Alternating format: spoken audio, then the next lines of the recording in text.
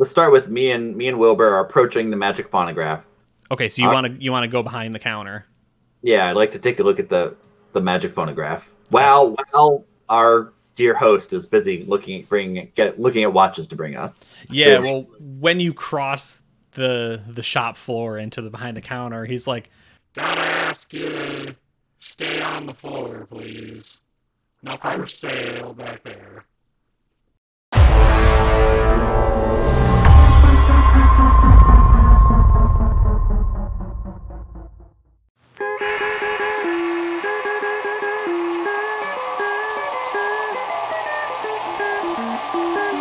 I'm sorry, I'm just so intrigued by your phonograph. A wonderful device.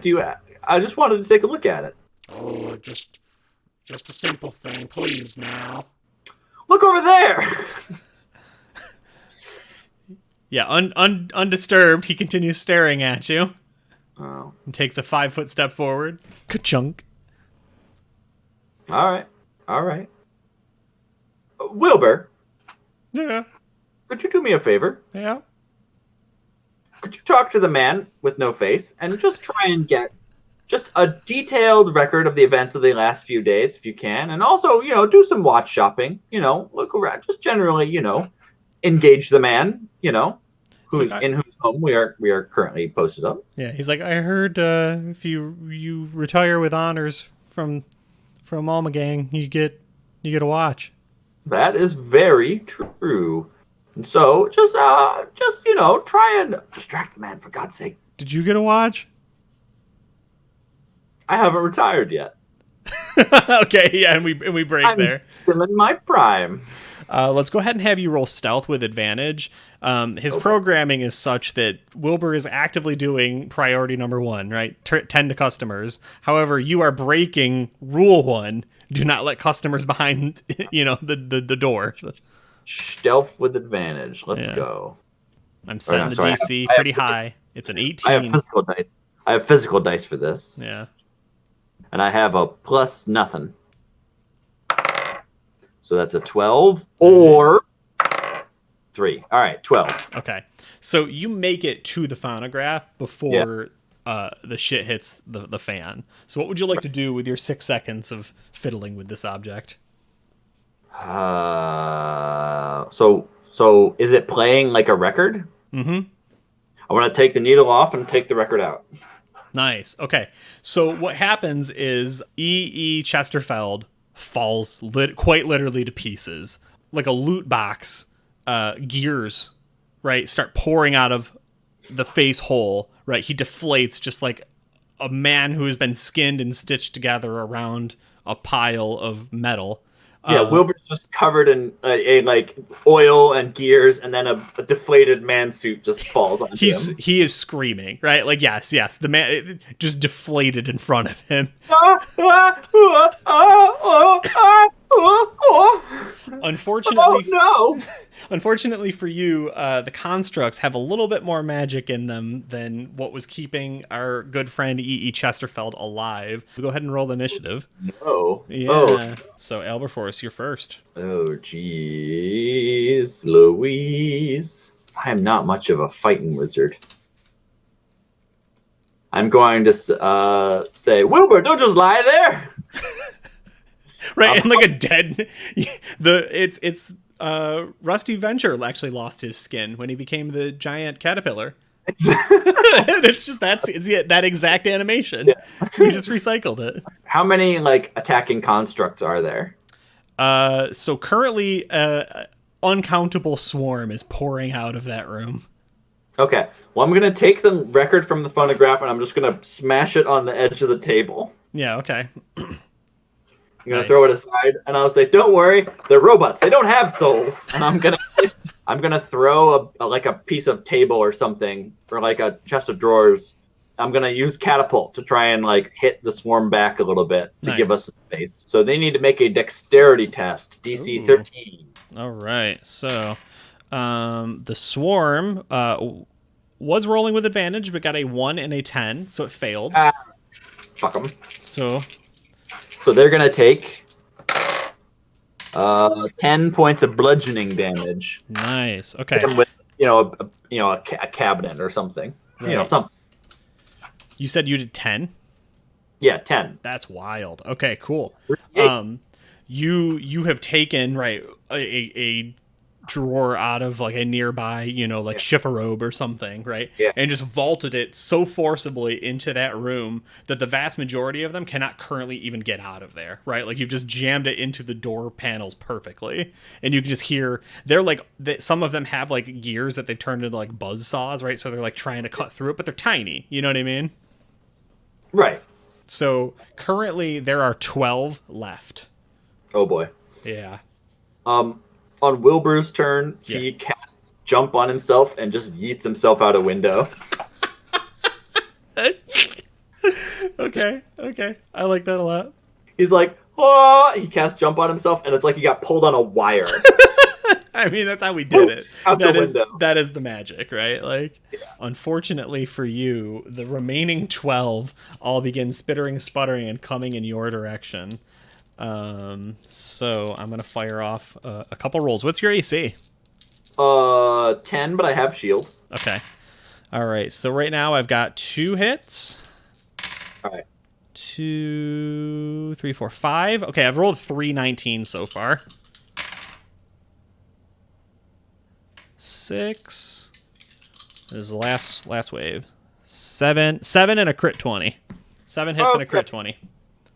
So for after the first attack, I'm going to cast shield, which gets me up to a 15. So how many of those were 15s? That would pull off 2. So instead of 7 and a crit 20, it would be 5 and a crit 20. Oh no. Mm-hmm. Ah, that's bad. They each do 1 point of damage, except for the crit 20, which does 2. So what does that total out to? 6. That puts me to 1. Little like clockwork beetle things that have like little saw buzz blades, and that's exactly what these are, right? Like there's like 1,000 little pocket watches with like spindly little legs and gears and pincers and right all kinds of stuff just come alive and just like launch themselves at you. So now that you're like covered in bug swarm and they're drilling holes in your legs and such, what do you do? Well, one hit point makes things a little tricky. One hit point, huh? I got no first level spell slots left. I'm going to cast, I guess, just try and maybe burn the place down.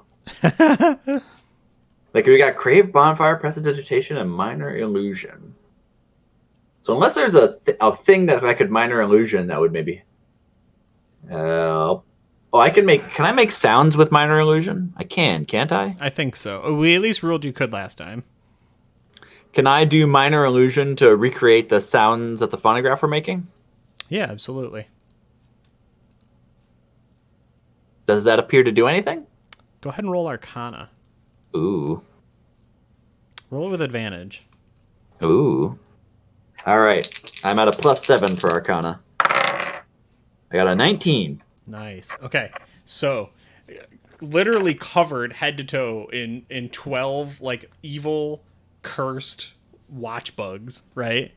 That were created by your sworn enemy and then used to kill a kindly old watchmaker. You spit out via illusory magic. I just pull my hat off and just. Oh yeah. What I have dubbed the Tinker Tune. Mm-hmm. So you now have the Tinker Tune parenthesis apprentice spell. If you continue working on it, you can get it up to Tinker Tune Master. But it is a melee. Well, it's not a melee spell. It is a damaging spell I'm forcing upon you. Outrageous! How dare you? Yeah. But so it works, right? They stop. What do you want them to do? Probably just stop killing you, right? I would like them to stop killing me, first of all. Yeah. And then I would like them to disassemble each other. Okay. Yeah. I'd like them to disassemble each other until there's just one left. Okay, yeah, so you're just doodle, right? Yeah. piddling out the sound, and as they just kind of, right, they have no soul, they don't care, right, so they just break each other down until there's just like a pile of raw materials that one could build evil watch creatures, and then whatever color watch you would like left is just sitting there at attention waiting for you. Oh, nice. This will really go well with my cargo shorts. It's not an evil watch, is it? Was it just, I don't want an evil watch. All right. Wilberforce, I've gotten you something. Wilbur, I've gotten you something. Yeah, I remember how much you wanted these watches. Were you interested in one of these here? It's like, oh, this is really cool. Thank you. Yeah, don't put it on, but you know, it's nice. Well, I'm just I don't suppose this town has a temple. I've lost a lot of blood. Oh, I don't know. Yeah, we can find something. I think people be, it makes a lot of sense now. They were telling me like, no, we can't like stay here. They're like, oh, the watchmaker, be careful. I think he's dead. And I was like, no, he put in a report. How could he be dead? Well, come the morning, we can grab some of the local townsfolk and try and get a little bit more information. And I got a watch. And you got a watch. Look at that. And I saw you cast that jump spell. Excellent technique. Key element of the adventuring wizard is knowing when to get yourself out of danger. I'm starting to like this jump spell, let me tell you. It's good. It's good. I'm telling you, you try and, if you ever want to cast a second level spell, you gotta make it through the early days. It's just how it is. A good preservation instinct. It's right after a curious mind as far as things that a wizard needs to have.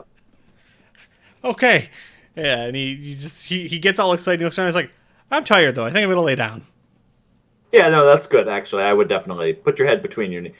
Ooh, I'm also a little. Actually, before you do that, could you really double check on that healer thing? And I just like, You're right, just out.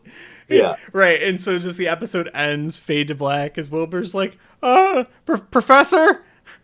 Mr. Alberforce? Oh, God. And we just zoom out. Perfect. I am a powerful wizard.